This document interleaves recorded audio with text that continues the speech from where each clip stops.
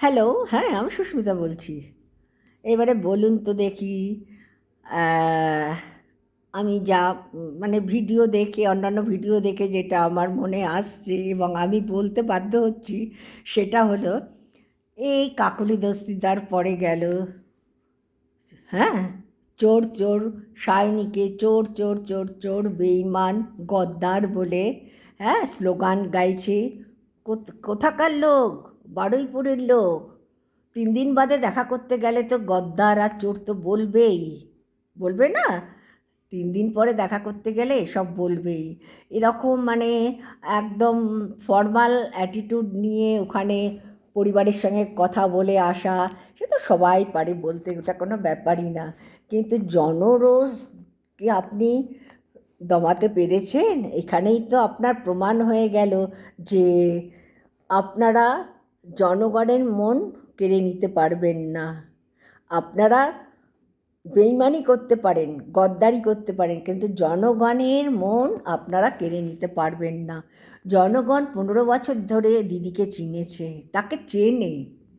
এখন তারা বুঝছে, যারা বিজেপিকে ভোট দিয়েছে তারাই এখন বলছে কি ভুল করেছি, জানলে করতাম না। হ্যাঁ, এ সবাই এই কথা বলে এবং ঠিক একই রকমভাবে ঋতব্রত তো আরও ভয়াবহ। যে একটা কি ভয়ঙ্কর চিটিংবাজি! দিদির দল, দিদি হাতে গড়ে এই দল তৈরি করলো, আর ও বলছে আসল তৃণমূল আমরা। কতটা গদ্দার না হলে বলে এই কথা?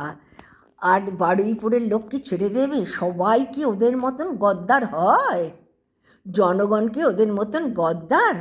জনগণ চাইবে আমি যাতে স্বাচ্ছন্দ্যে ভালোভাবে দিন কাটাতে পারি, আমার যাতে কোনো কষ্ট না হয়, আমি শান্তিতে যেন কাটাতে পারি দিন। আর যে ঘটনা বারুইপুরে ঘটেছে এরম যেন আর কোনো দিন না ঘটে। প্রতিটা মানুষই তো তাই চাই, তাই না? তাহলে আপনাকে তো গদ্দার আর বেঈমান কথাটা শুনতেই হবে, যেটা আপনি করেছেন। বা আরও বাজে কথা, আমি সেগুলো মুখে আনতে পারবো না। আমি শ্রেণীর লোক। আপনার সম্পর্কে ঋতব্রত, যদি ভদ্র হন সব ত্যাগ করুন, ত্যাগ করে ঘরে বসে থাকুন। যদি পেটে বিদ্যে থাকে, যোগ্যতা থাকে, রাস্তার পরিবর্তন করে নিজেকে তৈরি করুন আর ভদ্র হন। আমার মনে হয় না আপনার মা আপনাকে এই শিক্ষা দিয়েছে বলে, আমার মনে হয় না। মায়েরা এতটা খারাপ হয় না। ঠিক আছে, ভালো থাকুন। কেমন শুনতে লাগছে? ভালো লাগছে কি? গদ্দার আর ইয়ে! আপনি তো দেখছি একজনের ছাতার তলায় শোঁ শোঁ করে চলে গেলেন, গাড়িতে উঠে পড়লেন। মানে আপনার আর আওয়াজ মুখ দিয়ে আসলো না, এমন একটা পরিস্থিতি। আজ যদি বলতো ঋতব্রত কি জয়, ঋতব্রত কি জয়, ঋতব্রতের জয়, ঋতব্রত ঋতব্রত ঋতব্রত যদি প্রশংসার হাত বাড়াতো, তাহলে কি আপনি ওইভাবে চলে যেতেন? তাহলে আপনি বলতেন দাঁড়ান দাঁড়ান, আমি আবার আসবো, আবার আসবো, আবার আসবো, আপনাদের জন্যই আসবো।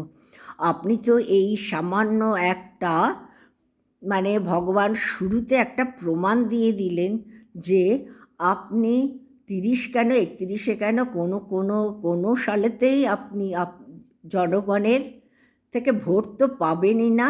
জনগণ আপনার পাশেতেই দাঁড়াবে না।